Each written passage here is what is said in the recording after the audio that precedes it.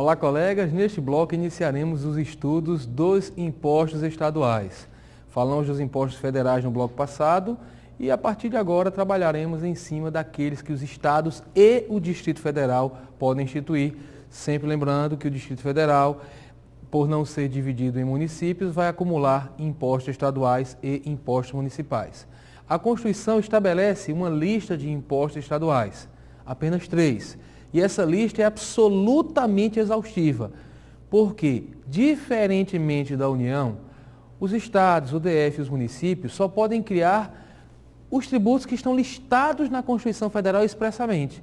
Para a União, a própria Constituição autoriza que ela amplie seus impostos por meio do uso da competência inicialmente a residual, a competência prevista no artigo 154, inciso 1 da Constituição, e também da competência extraordinária, que consta no mesmo artigo 154, só que no inciso 2. Então, a União tem mecanismos para ampliar sua lista, o que normalmente ela não faz, porque não é simples utilizar essas competências, como já foi estudado. Agora, estados, DF e municípios não têm quaisquer meios que possam utilizar para ampliar suas listas, uma vez que a Constituição Federal não lhes atribui qualquer possibilidade nesse sentido. De forma que nós podemos dizer que, salvo uma eventual emenda à Constituição, os estados só podem criar os 3 impostos que estão previstos no artigo 155 da Constituição Federal. Na lousa, aqui estão esses 3 impostos. Então, os estados podem criar o Imposto sobre Transmissão, Causa-Mortes e Doação, ITCMD, e aqui cabe um alerta. Essa sigla não é uniforme. Alguns estados resumem como ITCD, C de causa-mortes, D de doação. O estado de Pernambuco utiliza a sigla ICD.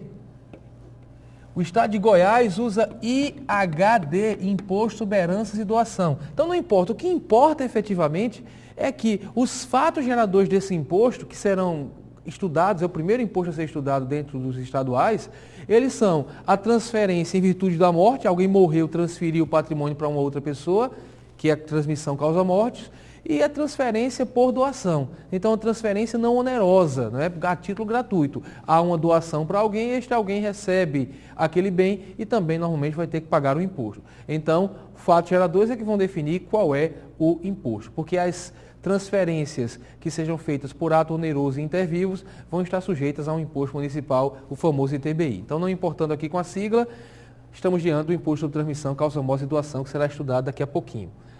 O segundo imposto, o imposto sobre operações relativas à circulação de mercadorias e sobre prestações de serviços de transporte interestadual, intermunicipal e de comunicação, o famosíssimo IC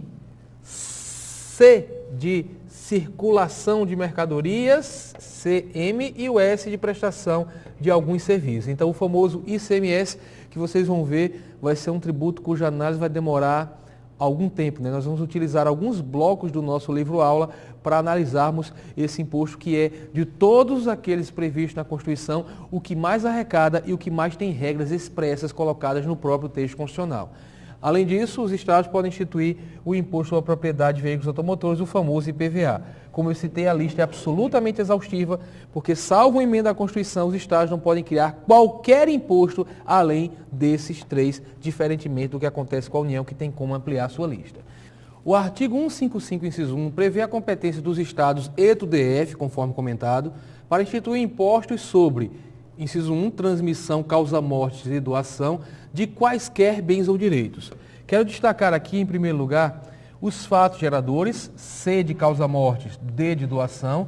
Então, ele vai incidir sobre transmissões a título gratuito, porque não há contraprestação. Alguém morreu, você recebe patrimônio sem qualquer contraprestação.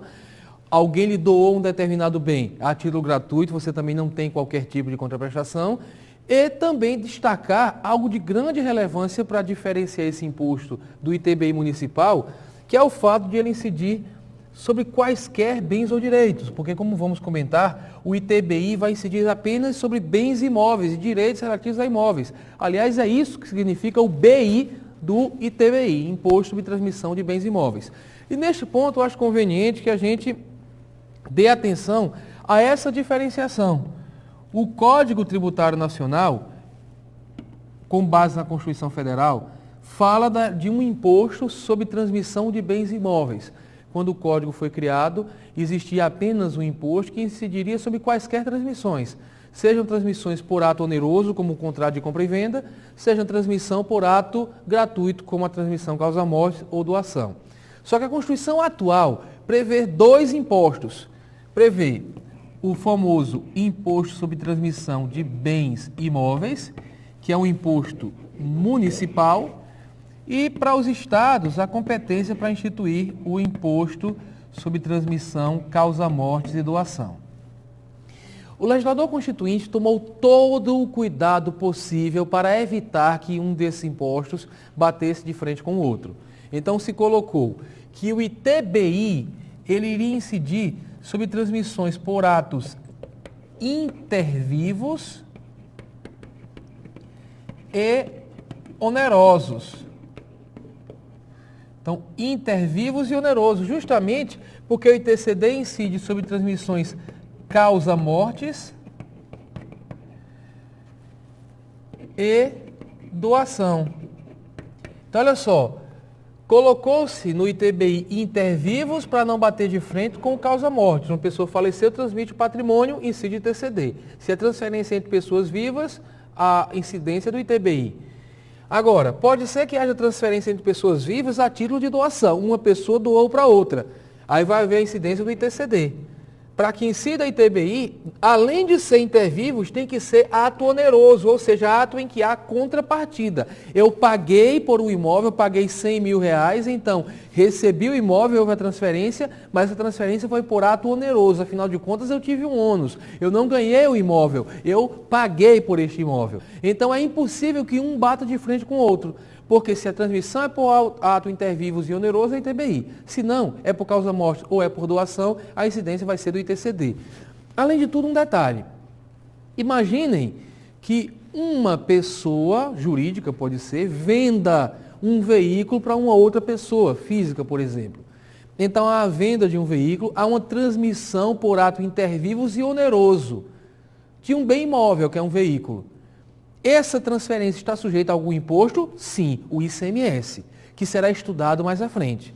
Por isso é que o ITBI, que também incide sobre transmissão por ato intervivos e oneroso, foi restrito apenas para incidência sobre bens imóveis e direitos reais sobre imóveis. Porque o ICMS incide sobre transferências de mercadorias. E como nós vamos comentar, mercadorias são bens móveis que estão no mercado com finalidade negocial, para circularem com finalidade de lucro. Então, só bens móveis são mercadorias. Então, bens imóveis não são mercadorias. Então, para evitar que a transferência de um bem por ato oneroso justificasse a incidência de dois impostos ao mesmo tempo, é que se separou. ITBI incide só sobre os bens imóveis, porque para os bens móveis eles podem configurar mercadoria e podem estar sujeitos à incidência do ICMS. Estou dizendo podem, porque vamos depender também de algumas outras coisas para que haja a incidência do ICMS. Então, separaram direitinho os três impostos. ICMS incide sobre atos que normalmente são onerosos, mas a circulação é de mercadoria, que necessariamente é um bem móvel. Agora, quando o ato é oneroso, intervivos, e a transferência é de um BI, bem imóvel, a incidência é do ITBI municipal. Quando a transferência ocorre por causa-morte ou doação, a incidência é do ITCD. Além de tudo, prestar atenção no seguinte: esse imposto municipal incide só sobre bens imóveis. Já o ITCD incide sobre, como diz a Constituição, quaisquer bens ou direitos. Inclusive, isso vai gerar uma diferenciação no que concerne a competência para a cobrança de cada um destes tributos.